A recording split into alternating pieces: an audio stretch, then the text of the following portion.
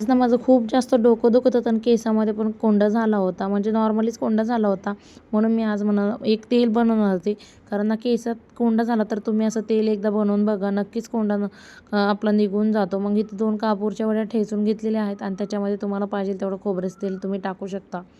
आणि मी तर कुंडीमध्ये पाणी ठेवलेलं आहे आणि त्याच्यामध्ये आपलं वरती आपली वाटी ठेवलेली आहे. म्हणजे डबल बॉइलिंग मेथड पद्धतीने हे तेल तुम्ही गरम करू शकता.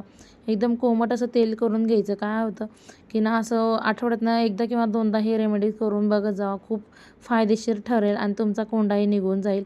आणि केसामध्ये ना एकदम असं भांग पाडून व्यवस्थित एकदम छान असं मसाज करून घ्यायचा आहे. आठवड्यातनं असं ते एकदा दोनदा तेल लावल्यावर खूप बरं वाटतं. आणि थोडीशी हलक्या हाताने आपण मसाज पण करून घ्यायचा आहे, जेणेकरून ना आपलं डोकं पण दुखणार नाही.